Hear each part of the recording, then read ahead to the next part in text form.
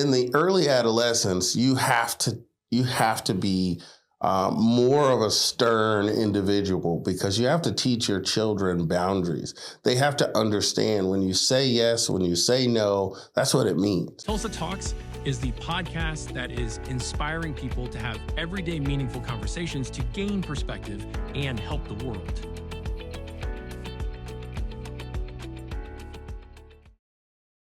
Welcome to Tulsa Talks.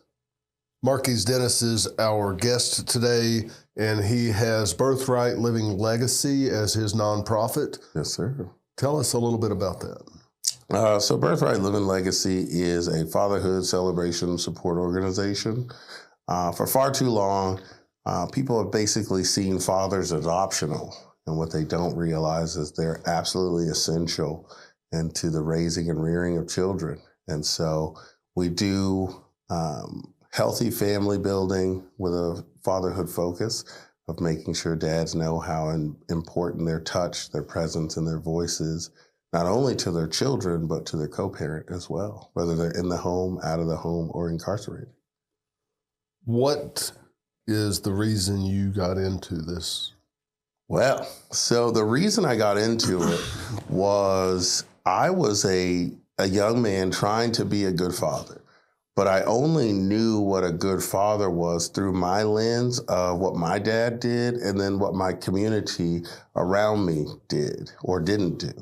And so what I thought was a good dad was somebody that just showed up, because I was like, obviously I'm here and that's all I need. Well, when I went on a search to try to figure out, like, what does it mean to be a good father? The only way that I could find anything about it was in a church. And so I thought to myself, okay, how many other men are out there lost because they didn't have a positive male role model in their lives, and they're looking for some way to improve. And so my son Camden was about 3 years old at the time, and it was one of my off weekends where I got a chance to, take him for the weekend. And so you're divorced? No, I was never married at this time. Okay. So I had children. Oh yeah. 3 children outside of wedlock. And so this was my youngest at the time. And you had visitation rights. Correct. Well, we didn't have visitation rights because in Oklahoma, you don't have visitation rights, so to speak. But me and the mom were co-parenting, at least at the time. And so what ended up happening was I was holding him and I was like, man, wouldn't it be great if I could be a dad all the time and not just when she's not mad at me or not dating someone? And so I started to think, like, what would that be like? What would be necessary? And as I was in this deep thought, this voice came to me and said, okay, what does that look like? And so I started to have this conversation internally about what does it look like to be able to have the courts engage if they needed to, but also to make sure that mom knows as long as this child is here, you don't have to worry about all these other things. Because most of the things that I found that cause people to not co-parent well is the mom or the dad doesn't want the child around external people that they may be dating to have people as a revolving door in and out of their lives, or the dad or the mom may participate in, drinking or smoking, something like that. So what was a way to create an element to where we could remove all of those things, but keep the engagement, keep the fatherhood, journey intact, but also let dads know how important they are to that process. And so that was how it began. And so we had this idea to start, meeting dads and families at parks, which is what we call a park crawl. Okay, so you found a way to parent better. Correct. And you found a program or made a system so that you could engage dads with their children better? Correct. And then you're activating this by getting groups together? Yeah, so we have a biweekly fatherhood meeting. So what ended up happening was when I went to start this as a 501c3, I have a personal IRS agent, which I did not know. When you fill out your 501c3 paperwork, there's somebody that has to approve that. So he calls me one day and was like, hey, I need to know a little bit more about what you're planning on doing. So I give him the whole spiel of what my dream was. This is in the beginning stages. And then I was like, I'm going to have a curriculum where we tell dads about this, the stuff. And, and so he's like, tell me more about that. And so on the fly, I just was like, well, I want to be able to have, because this wasn't even a real thing at the time. Right. This was just a vision. Not even really a plan yet. And so as I spoke it to him, he leaned heavily on the education part of what are you going to do to actually help change fathers from who they are now to where they want to be.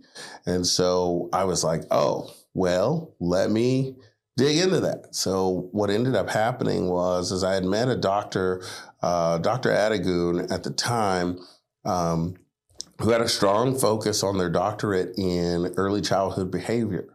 And so when we got to talking, I was like, hey, I want to develop this curriculum that's, talking about real stuff, not, the fugazi, hey, if you wake up in the morning, make sure you brush your kids' teeth.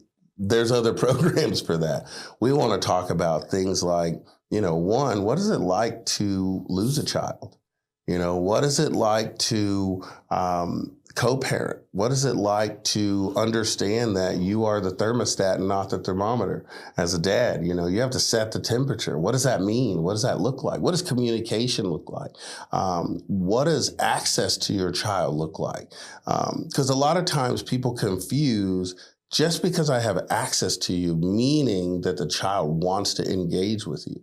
And so one of the things I like to teach dads is keep work on. A lot of people tell you to turn work off when you get home, but I say leave it on, because when you leave work on, this is the difference between most dads when they are at work versus at home. See, when they come home, they usually sit down, relax, take a moment to breathe, ignore everyone until they get ready, right?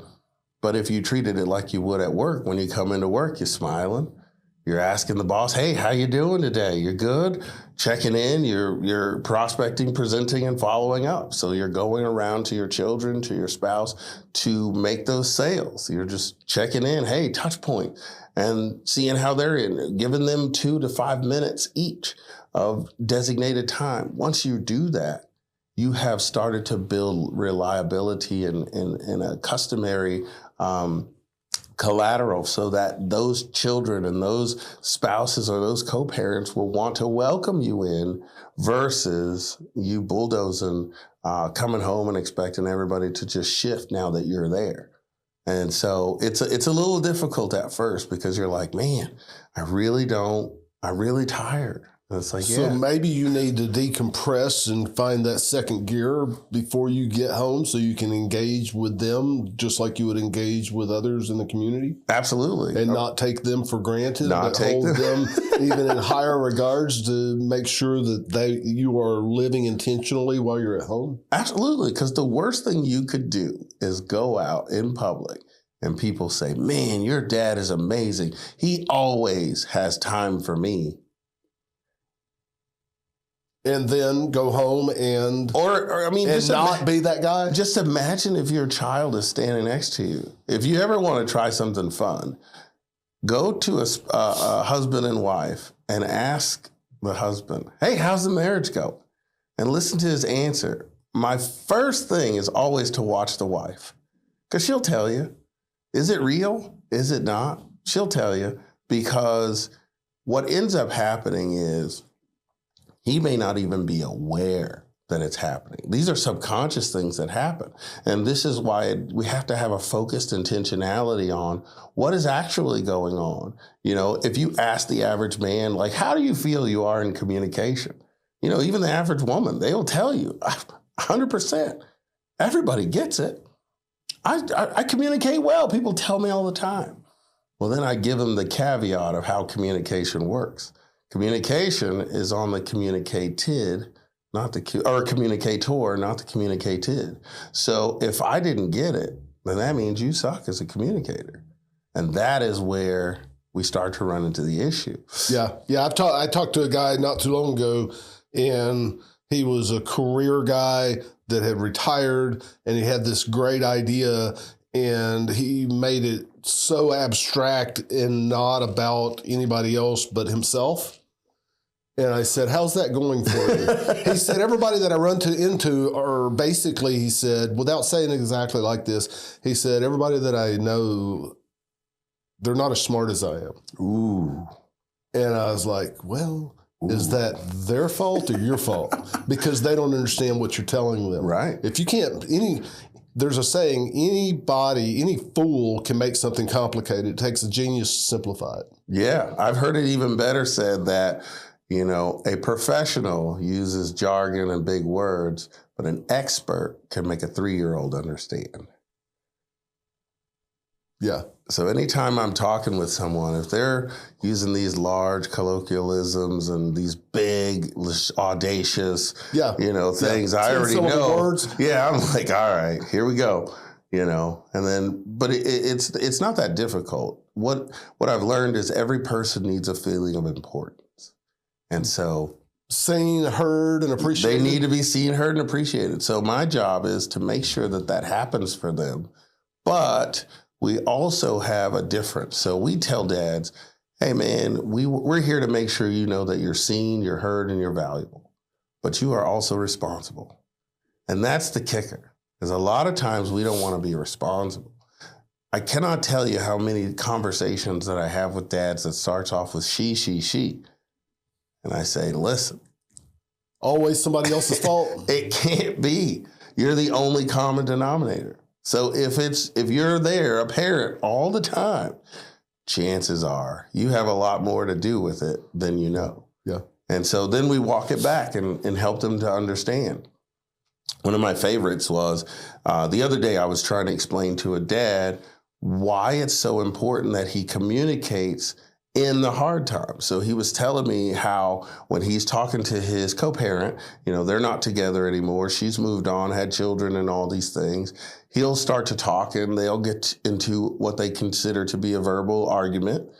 And then he'll be like, hey, you know what? I'll call you later. I'll see you. Let's let cooler heads prevail. And he'll hang up and then she'll block him, so on and so forth. And he just couldn't understand what was happening. I said, well, let me translate it into male language. I said, because what you're thinking is logic. You're thinking it's better for me to get off here before I say or do something that's going to penalize me for a long time, correct? He says, yeah, that's what I'm saying. But I don't see why she doesn't get it. I said, well, try to start a conversation with me. I'll show you what she hears. So he was like, hey, excuse me, you're not important enough for me to talk to. Whatever it is that you're about to say is not my concern. I will call you when this is a little bit more convenient of a conversation for me, because what you got going on is not worth my time. And he was like, I said, now I know you didn't say that, but that's what she heard. And later on, about 30 minutes later, his mom comes in. And so I just bring it up without telling him. And I said, just watch what I mean. And I said, excuse me. I said, if we were in a verbal argument and I was to say to you, excuse me, let me just call you back when you calm down. She immediately went to 10 and she was like, I would be like, why didn't you let me hear? She go, I said, you see what I mean? I said, to you, that doesn't make sense. I said, I only discovered this through marriage. In marriage, you got to work that out because she's going to be there. She's not going anywhere. So you might as well get it over with. I said, but what you'll find out on the other side is you've experienced intimacy by getting through those hard times and letting her be able to fully express herself and you being able to fully express yourself. That's where connection happens. And a lot of guys don't know that that's a thing. And those are the kinds of things that when we're talking in groups and you get to understand, one, you're not the only person that's failing in this, but two, there are ways to combat this. There are ways to be able to overcome this hurdle. One of the things we like to do is tap into a curriculum from time to time called Change Your World by one of the greatest of all times in leadership, John C. Maxwell. And so he has a thing on listening, and he explains it in a way that is just uncanny. I remember the first time we did it, one of the dads, we get down like halfway through, and he goes, now I see what happened in my marriage. And I was like, exactly. And those are the kinds of pieces of wisdom that we're losing out on by grandparents being put in homes, families being broken up and deconstructed. There's conversations that are not being passed down. There's wisdom that's not being passed down that is absolutely vital. So you're talking about spouse and ex-spouse, maybe not even married people having a relationship with each other now instead of what it looks like to be a father. Mm-hmm. What does that have to do with being a father? All of that has to do with being a father, because depending on which role you have to play into that, because a married dad is very different than a single dad, which is very different than a co-parent, which is very different than a step-parent or what we like to call a surrogate. You know, it could be an uncle, it could like be a mentor, somebody that's coming in. We have young guys that come in that don't have kids yet, and it's interesting to hear their perspective on what they think they're going to do. But then when we explain to them, like one of the guys, I had to explain to him, be careful on the advice that you're willing to give. And if you're going to mentor someone's parent or someone's child, you need to spend time with their parents. And he was like, why? I said, because you don't know what you could be saying to that child that directly conflicts with what their parents are saying. I said, and you could send that child on an internal battle that will cause them to try to, go to drugs or alcohol or something because they think you're the cool person. So they obviously chose you, but make sure that you understand the thought process and the understanding from the parents, because that's what a village was. A neighborhood used to be, I don't like my dad, but I like you because you're cool. Even though you and my dad are friends, and you're probably telling me the exact same thing that he's telling me, but I want to hear it from you. And so that's what mentorship is just understanding, hey, you can expand my thought process without putting me in harm's way. What happens if the dad is an addict and telling that child something that's not right and showing that child something that's not right? Should you be a good mentor and have some conflict inside of that child? So depending on the situation, the statistics show that 2 parents at their worst is better than 1 parent at their best. Yeah. And so again, there's a way to be able to encourage the child to be able to objectively think without contradicting the parents, if that makes sense. Mm-hmm. So there's a way to be able to ask the right questions to get the child to disclose what they actually want that may not be in the same vein. Meaning, I remember when we were younger, dads didn't see Playboy as such a bad thing, and sometimes they'd be like, here's my Playboy magazines. Now, as a mentor, the question would be, hey, you plan on getting married someday, right? Now, would you want your daughter or for your wife to be in this magazine, and would you still enjoy her the same? And the question would be, well, I don't know. I haven't thought about it. Well, I would think about that before you start going down that road. And then I would take it a step further and ask you, the people that are looking at this, do you want to be like them?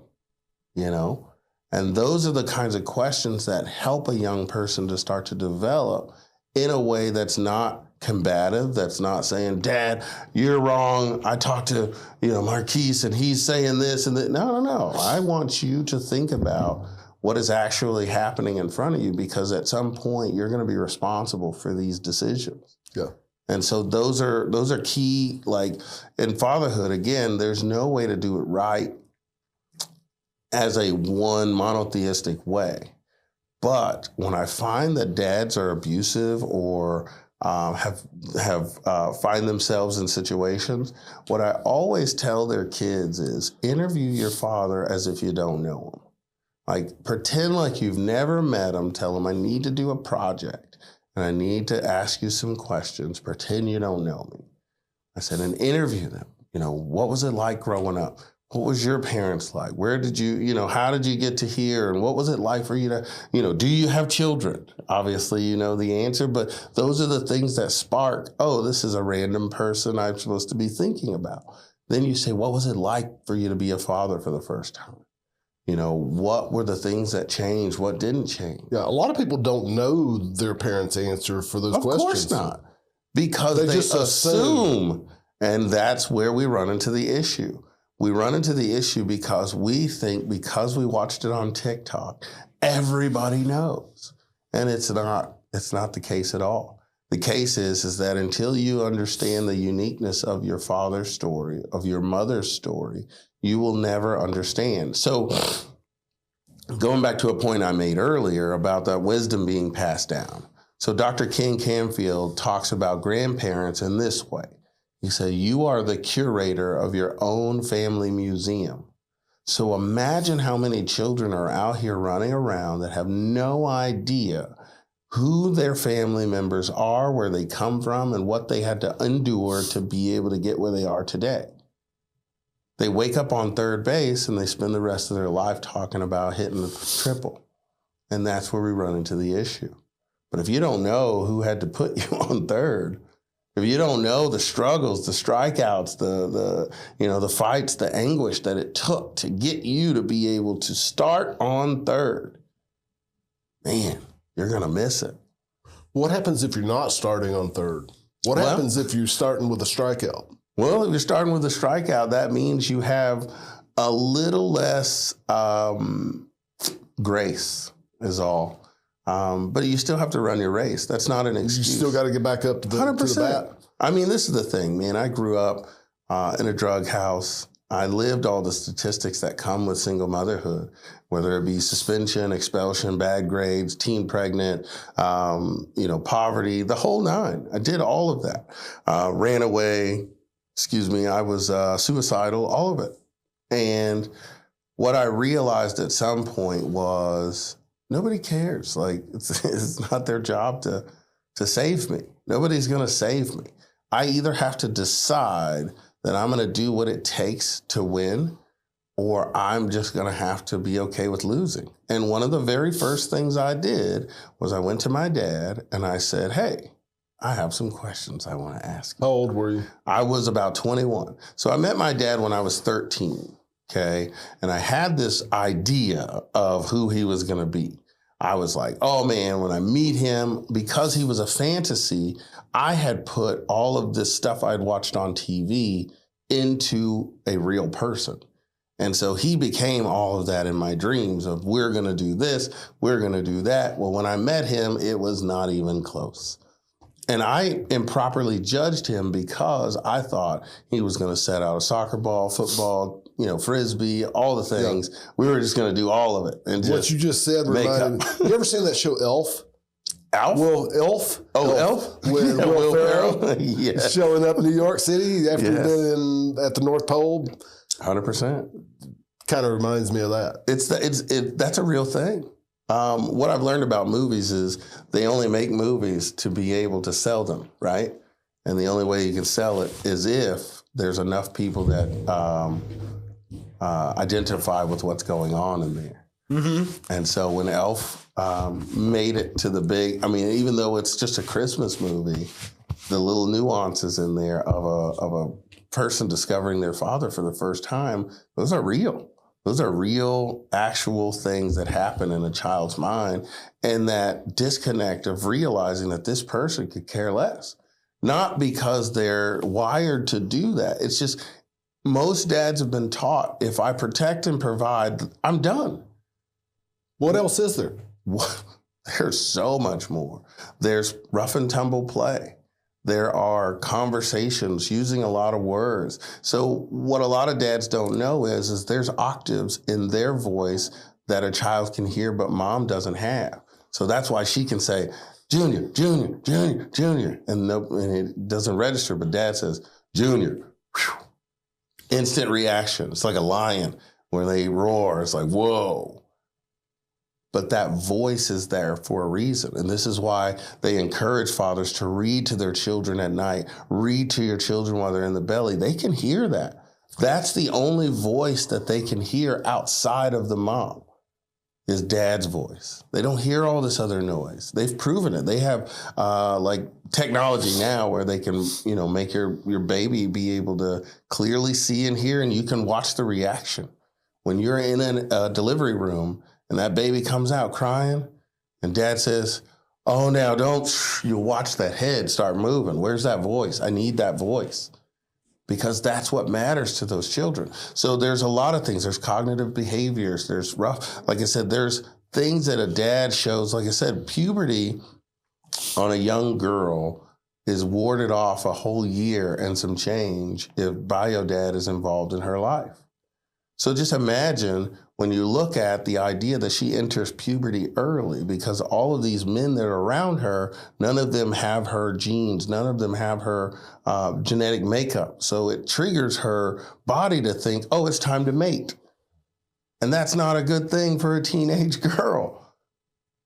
These are kinds of things that you don't hear about. When dad is playing with a child, there's a connectivity that's being done that mom gets to do when she's growing the child for the 9 months. When dad is playing with the kid, that's where that comes in. All of that kinetic energy, all of that stuff starts to transfer to their brain, and it starts to grow and develop. Like I said, the reading, those words, all of that stuff starts to kick in at a deeper level when dad is involved versus when you touch as a dad, when you're touching your child, whether it be to pick them up, to hold them to skin time, changing diapers, any of those things, all of that touch registers for them very differently, and it helps the child be able to be more resilient, more healthy, and more balanced. What happens in the transition for dad during his child's early adulthood? So it just depends on what the relationship is. So everybody communicates on 3 levels. So there's the parent, there's adult, and then there's child, right? So in the early adolescence, you have to be more of a stern individual, because you have to teach your children boundaries. They have to understand when you say yes, when you say no, that's what it means, because there may not be an opportunity to explain it. Now, as they get older, they can comprehend, they can understand more. It's still helpful to explain, but you got to be very careful as to how you explain things, because sometimes you can catch yourself in a catch-22, and they have these devices now so they can rely on, if you are telling your kids things that are not true, then or not accurate. Yeah, they can definitely prove it. And that's not very helpful these days as parents. I remember a day where you couldn't speak back at all. But just making sure that you keep that trust and being able to make sure that they understand, hey, you can't have a cell phone at, 6 years old. Johnny has one. That's great. However, you can't have one. Well, why not? Well, because these are house rules. These are our house rules. I want to guard you and help you the way that I see fit. And it also, if you really want to get technical, the blue light from the device damages your eyes over time. It also stunts your growth in your brain, which are all things that we can get into later. However, the answer is no. That's a complete sentence. And so as the child is getting older, so when you start to get to that, when the child is starting to get to closer to an adult, you have to start coming down from the parent, and you have to start communicating adult to adult. Yeah. So if your level of authority changes? It just depends on the child, on the relationship. The authority doesn't change, but the access changes. And if you want to be able to impact and influence your child over the long haul, you have to change as well. Because if you're my dad, I want to be able to talk to you about some things. Now, I may say something to you that puts you in a different place. And that's where you get to say, okay, son, we're adults now, and I get to see you as that. But what you just said to me puts me in parent mode. So with your permission, I need to tell you something as your father, not as your friend. And then you switch hats. Now, what you've just done to your child is you've told them, hey, I see you, you're valuable, and I'm not going to parent you anymore without your permission. But I need you to know that there's a clear differential between the two, because that is not okay. But I can't tell you that as a friend. I need you to understand it from a loving person that has nothing to gain but wants the best from you, which is what I was and who I should be as a parent to you. But if I start giving you unwarranted advice, what do you think is going to happen? Yeah. I'm just going to stop calling, or I'm just going to stop answering. And they say the measure of knowing if you're a good parent or not is when your kids are adults. Do they want to spend time with you? And that's how you find out. Yeah. How many children do you have? As of right now, on earth, breathing, I have 5. My wife is currently pregnant now, is why I went into that whole thing, because she's pregnant with number 6. And you're how old? I am 44. So at 20, you'll be, at the child's 20th birthday, you'll be 64? I will be that, 100%, and not excited about it. But, you know, it's one of those things where, you know, I had children outside of wedlock. I was, like I said, I had teen pregnancy. So at 19, got my first child on the way. It was from some unforeseen circumstances, but it took place. And at 20, I was a dad. And so with him, he's now 24. You know, we're still mending, working on our relationship because I was learning all these lessons with him. My daughter, who is 22, she's in college right now in Kansas. We definitely don't have a really good relationship because her mom was bitter and angry about how our relationship turned out. Again, me not knowing what my relationship with her has to do with the child. I didn't understand these facets at this time. It's huge. Oh, it's huge. It's huge. And then the third, my son Camden, we're on the brinks of, you know, crossing that hump of getting there. I mean, we just, you know, got to hang out the other day for a brief little bit, but he's afraid of being fathered. You know what I mean? Like, because a lot of kids, when, you know, what they don't understand is like, moms are built to be the way they are. Dads are built to be the way that they are. And if you don't understand what each role is, I mean, we went through this whole era of time where people were like, genders, it doesn't matter. But it does. It very much does matter. No, I think that's wrong. A woman can be a man and a man can be Absolutely a woman. Not. And then it doesn't matter what the score is or if you can actually add or subtract. There's this whole grayish area that should be celebrated that nobody gets to win and lose. What I tell people is how you identify, yes, you can choose that however you want. But the fact of the matter is, as a father, there are things that you can do that a mother can't. As a mother, there are things that you can do that a man can't. You know, I would love to lie to you and tell you that we could do all these other things. It's just simply not true.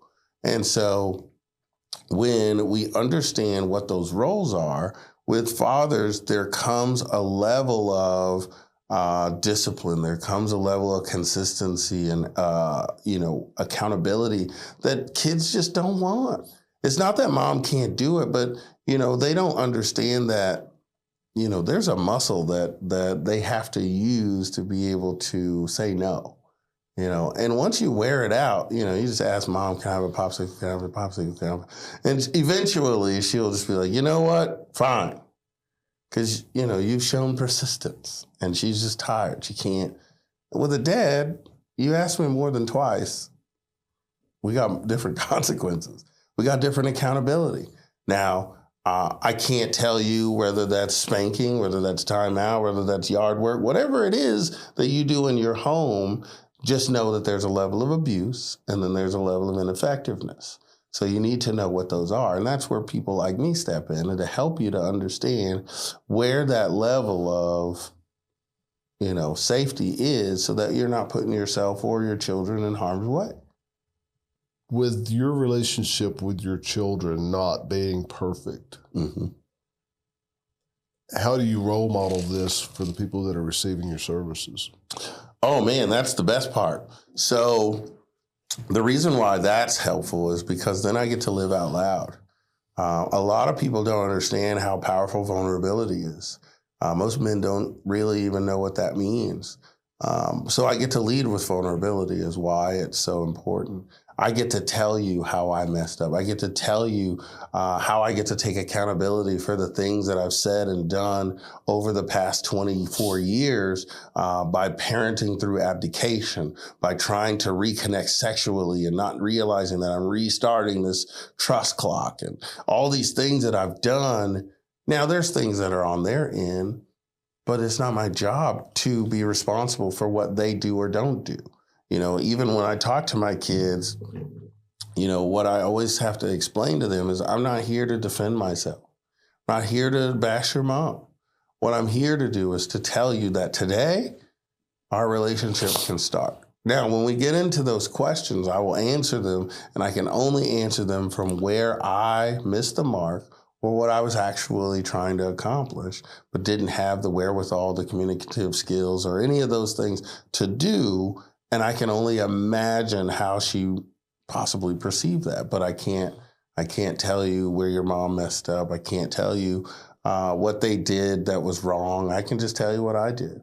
And if they want to, you know, they're the most consistent person in your life. So of course I'm not going to win that battle. No matter what I say, you're not going to believe it. You know what I mean? Mm-hmm. And so that's where we get to do it is I get to do it from a place of vulnerability to say, I wasn't perfect, nor will I be.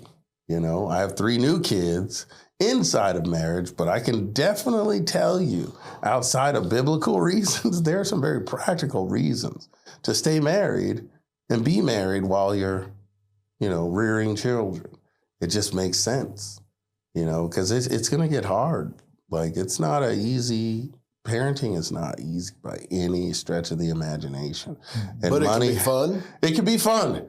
Because people think that if I had enough money, then it would then solve the parenting thing. But, you know, when you look at money will buy more distractions. It will. And separate you more than you are now if you're not focused on being in communion. 100%. And Tony Dungy tells a story about how, you know, he's taking his kids to Super Bowls and all these red carpets and all these things. And he asked his son one day, he said, what was the most, you know, what was the coolest thing that we've ever done together? And he said, you remember that time we were locked in the basement and we had to play baseball with a rolled up piece of foil and a broomstick?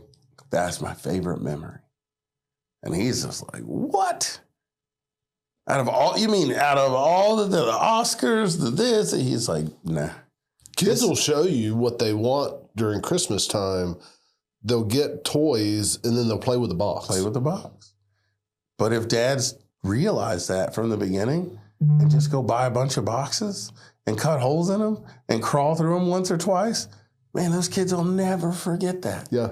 If you got stairs and you yank your kids down the stairs on one of those boxes, man, they'll think they're on the Zingo. They'll be like, I have, you know, Six Flags in my house. Yeah. Yeah. We made furniture tents. Furniture tents. Absolutely. And those are things that are lost on our generation now. We just try to do here's a device. Yeah, I was the blanket monster too when my daughter was a kid. You ever seen a blanket monster? The blanket monster. I have been a blanket monster once or twice. But it's also, I mean, like, it's not even that hard. It's like we have a bunch of rocks that are in our yard, you know, and my son will take us on an adventure. And I just have to walk outside and jump from rock to rock to rock. I mean, to me, it's, you know, I'm just walking on these rocks. Yeah. But to him, he's guiding me on this journey. And, you know, Bluey helped me to remember how silly, you know, you get to be as a dad and, you know, how much they appreciate it. Yeah. And how much fun doesn't have to cost Doesn't cost a dime. And this is why, like, when we do our park crawls, you know, when we do our park crawls, we never have like the blow up games or any of that stuff. Not because we don't want to or we couldn't do it, because we got some great friends that own those things. But the reason we've done that is because we want you to remember you don't need us to be at this park. You don't need us. You can go get a Frisbee. Matter of fact, if you need one, take one of these. We'll buy another one. Yep. But just being able to play with your children will change their lives. I was talking to a doctor the other day. Now, this is he's in the fatherhood space, and him and his son were playing catch. And he says at 41 years old, right? He's playing catch with his son, overthrows his son a little bit, and his dad is outside. His dad grabs the ball and throws it back. And he said he realizes while that ball is in the air, this is the very first time my father has ever thrown a ball with me. And I was like, that was a good experience. At least he got it at some point. Right? And I said, so I said, I'm guaranteeing you play catch with your kids all the time. He's like, all the time. And those are the reasons why our curriculum is set up the way it is. How are you as a son? And now how does that impact you as a father? Because a lot of times people overcorrect because of something that happened. And they don't realize what an impact you're putting on your children. It may be seemingly good, but again, if your son would much rather blow bubbles than play catch, are you really helping them? And this is why I said work has to come home. Hey, what are you into? What are you doing? Have you done this? What do you think about that? Just like you would $1 million customer. And then when you find out. Hopefully better than $1 million customer. Hopefully better. But I mean, let's be real. You know, I'd love to lie to you and tell you I'm making $1 million deals every day at home, but it's not. You know, I get the opportunity to wake up and come back tomorrow. Yeah. Our daughter is 31 years old.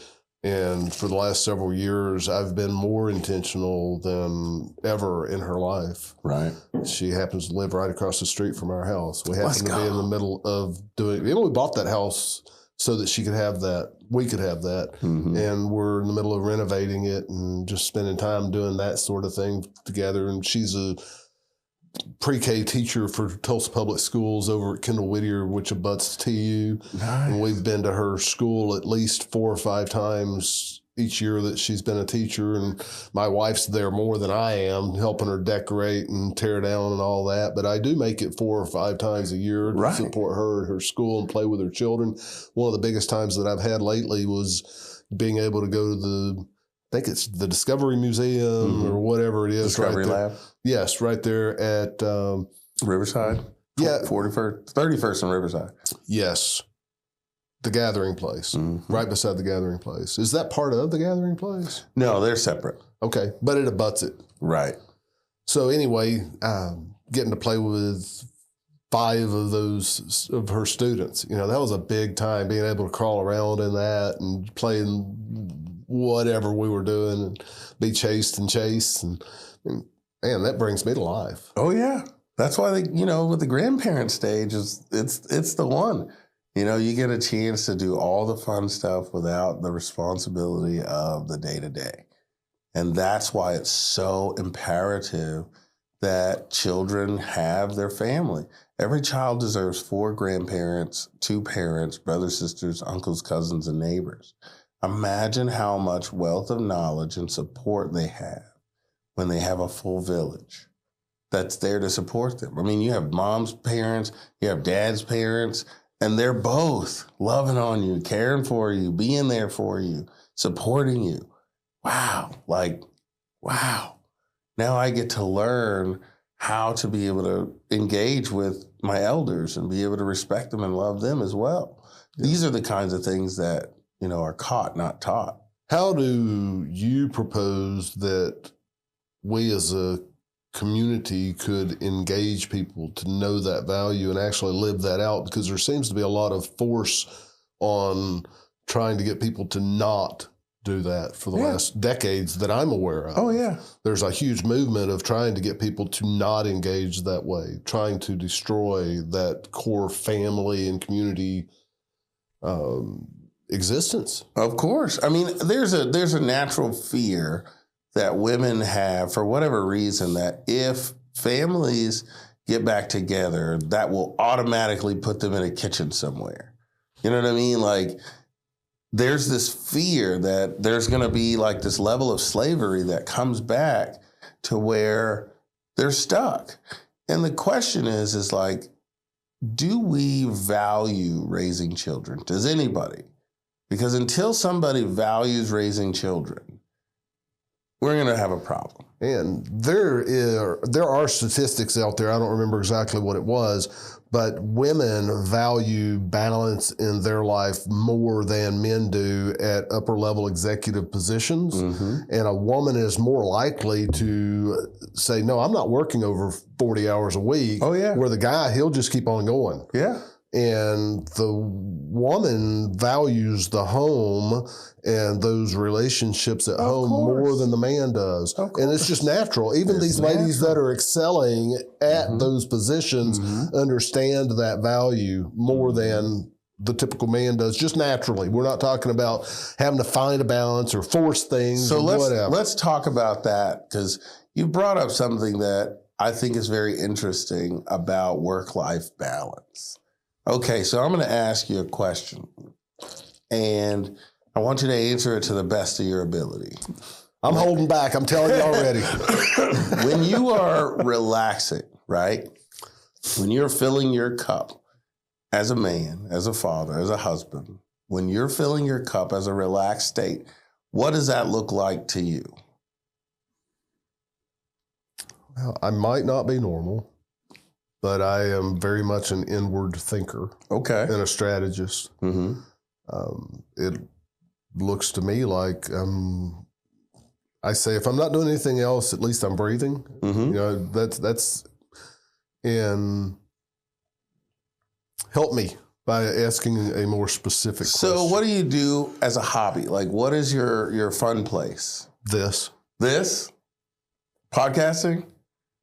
Doing what we're doing. Well, I mean, podcasting is a portion of what the Complete Peace movement is. Okay.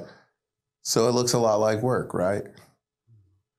It looks like work and achieving things, maybe with my wife or my daughter or whatever. Of course. Yeah, but setting goals and achieving is important to me. So the reason I bring that up is because work-life balance doesn't exist on our side. Because if you look at how we relax, whether it's fishing, going to the gym, spending time with kids, family, all of that is work. No way. There is no such thing as work-life balance. This is where this internal conflict is coming from with most men. And this is why 3 out of 4 suicides are men. Because they feel like, I'm supposed to be home more and not at work, when really you're supposed to be working. Because even if you're not at work, we go home to get a honey-do list, which looks like work. If we go fishing, that's work. If we go to the gym, that's work. We do podcasting. It's work. To go mentor, talk to people, coach football, like all of that stuff is work. I don't look at it as work. Of course you don't, because I look at it as life. You're trying to look at it in the way that it makes sense to you. Yeah, it's life. For us, that's life. The reason why work-life balance even became a thing was because we started putting people in the workforce that wanted to be at home, really. And so, again... But if they're at home, well, maybe they're not working. There are people that deal with trauma and crawl up in a ball and stay in their bed. Okay. For months. Okay. I've been one of those. And Does that what? work? I had an issue. Does that work? Whoever has to pull them out of that, yes. Because when you're taking care of a woman that's in postpartum, or a father that's in postpartum, or having depression or suicidal ideations, absolutely that's work. Taking care of a person is work. And this is what I think we're missing with the women force. They were working. They were working full-time jobs by taking care of the home, taking care of, like, again, it didn't come with as many accolades. And yes, was there abuse? Was there a bulldozing of emotions and not being it? Yeah, absolutely. My wife chose to not work somewhere around 28 years ago, 29 years ago, not work outside the home. And somebody asked me if she works outside the home. I said, yeah, every now and then she'll go outside and pull some weeds. But in fact, she is the best support person that I could ever imagine having. Right. She just does she's an amazing person that she works 12 hours a day. 100%. Doing something, and she feels productive. She feels like she has achieved something, and she knows that she contributes something. Right. And so that's why I say it's our job as men, as fathers, as husbands, to make sure that she knows that she's appreciated for she's seen, heard, and valued. Absolutely. Like my wife, there's no way I could do what I do without my wife. I mean, on Thursday nights when we have our fatherhood meetings, they go from 6:30 until 8. Okay. At 8 o'clock, we shut off, but we do shop time from 8 o'clock p.m. until. So sometimes we're in there for 3, 4 in the morning, 5 in the morning. My wife is okay making sure that I'm investing that time into those dads that may need it, having those important talks. But again, it's 4 in the morning when I'm coming home. That means she's not like worried that you're out doing something different because she knows that you're doing something. She also has to do all of the nightly routine. She has to then take our 3-year-old, give him a bath, be able to take our 5-month-old, give him a bath, feed them both, clean up, get rid. She has to do all of that alone for that whole stretch of time. And then I'm going to be tired Friday morning when I have to get up again at 7 o'clock in the morning, take our kids to school, get things going. You know what I mean? Like, she's a trooper getting ready for this event. We were up till 2 a.m. last night, getting things ready for Friday. I have an event on Wednesday where I have to do a fatherhood meeting at Kendall Whittier Educare.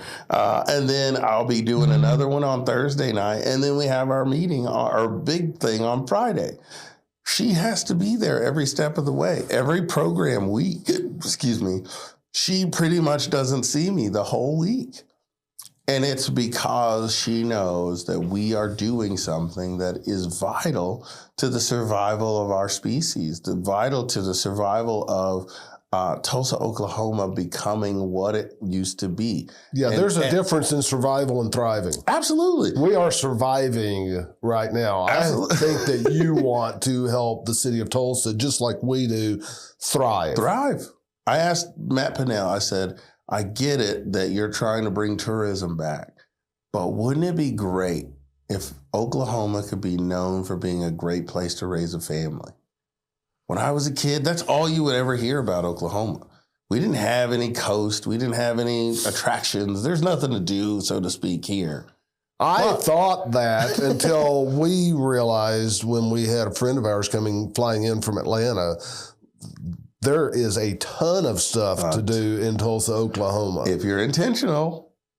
There's an amazing arts here. There's amazing venues. There's amazing parks. There's tons of stuff to do. Car communities and motorcycle world-renowned parks. And yes, it's amazing the place that we live. And if you don't know what this is, we've simplified it on the Complete Peace Movement's website, CompletePeace.com. Yes. And we've got 10 sections of the top things to do, which has 102 things to do in it. Then we've got hidden gems just below that with another 102 things to do that maybe you've never heard of, even if you and your family have always lived in Tulsa. That's it. And one of those things is go to La Roma's Pizza. If you've never been to La Roma's on 61st and Sheridan, let me just put that plug in there right now. One of the best hidden gems in Tulsa. Good. As far as places to eat. We're taking this thing to the streets right now. Mm-hmm. You know of Tulsa Talks. Maybe you don't know of Tulsa Street Talks. Yeah. We're going out, my wife and I, and maybe we'll include Sarah and Jesse, our employees, team players here, and go out and hit the streets of doing different things and do this podcasting on the street. Absolutely. And that's what it's about, is like, that's literally the essence of it all, is you can get so bogged down of thinking about what could be when you're missing what is. And this is what most of the time dads are doing. They're working towards some goal of retirement, and they're abdicating what is happening right now. What is retirement? It's work. Because when you retire, if you don't go somewhere every day and work, you're going to die. Yeah, I came up with this when I was in my late 20s. In my early 20s, I thought I wanted to retire early. Mm-hmm. In my late 20s, I realized that if you quit life, life quits you. It does. But if we said what we really want to say, I want to do something long enough to get paid for it for the rest of my life so I can go do what I want to do.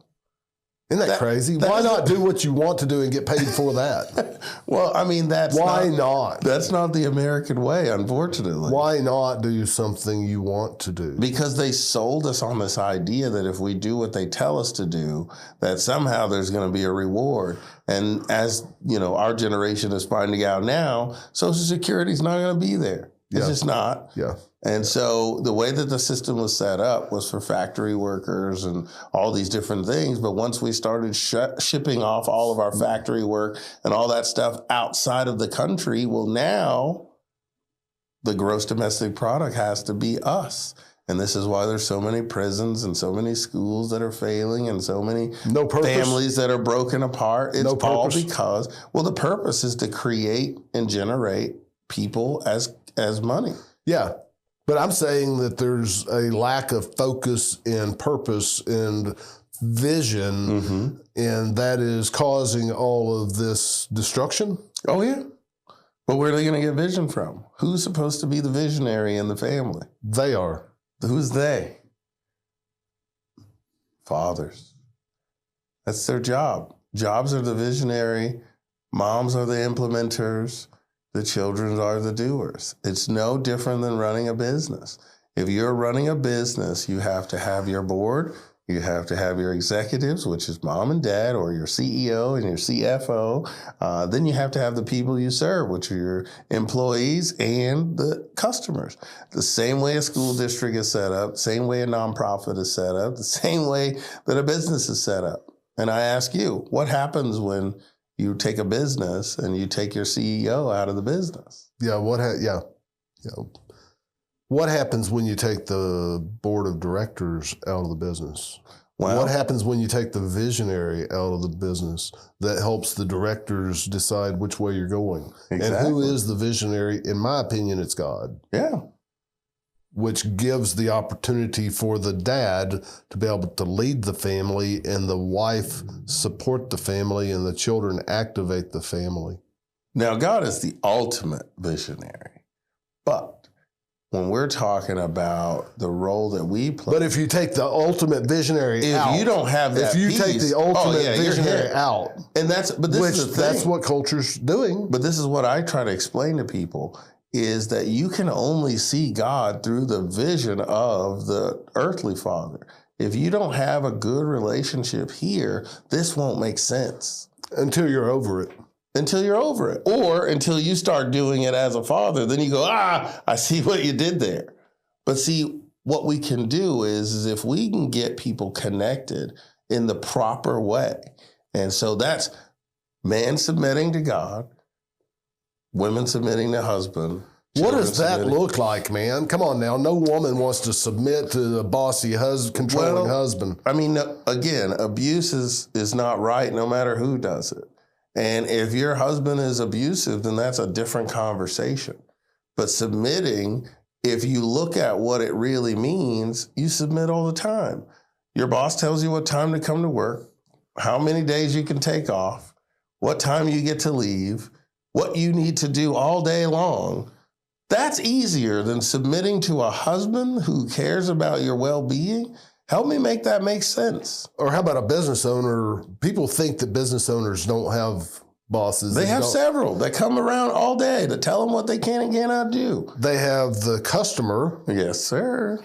And then they also have the employee. 100%. Then they also have the government. 100. Ooh, man. We don't ever talk about that guy. Uncle Sam is a really big proponent to your business and how it runs or not. Yeah. You said you were assigned a special guy with a 501c3. Oh, yeah, absolutely. As a 501c3, we don't get to own it. We are submitted to our board, and that's what it looks like. It's, hey, I get to cast a vision. They get to sign on to make sure that I don't tarry from that vision, because mission creep is a thing. It's evident in organizations. It's evident in businesses. There's sometimes that you have to pivot, but that's not always. And you should not ever be chasing money. You should be chasing the passion on what it is that you're trying to do. Money should follow. But a lot of people don't know that. So they're going to build their camp where the fire is, not going to build a fire and starting a camp. And so we have to be able to be aware of these pitfalls, because it's easy for me, if I'm a philanthropic organization, to come to you and say, hey, I love what you guys are doing in your podcast. If you could, just make sure that you do this, this, and this, I'll pay you a double. You're like, man, we're already doing all those things. I'll take it. And then the next time it's like, well, could you not say anything about this? Yeah. You're like, no, but that's a core part. It's like, hey, we're going to pay you double still. Just, if you could just leave that part out. I'm like, well, it's not really compromise. And then you start the mission creep. And that's where having your board of directors, or in your life, your grandparents that come along and say, hey, you said you wanted to be a swimmer, a world class. How is what you're doing now helping you become a world class swimmer? Well, I changed my mind. Did you? Or did you experience a hurdle? Because let me tell you about a time when X, Y, Z. And that's where you get that vulnerability to build and say, you know what? I am afraid. I did get cut, or I didn't make the team the first time. Man, I didn't know this happened to you, grandpa or grandma or dad or mom. Now it's like, okay, I can do it. What is one takeaway that you would like people to receive?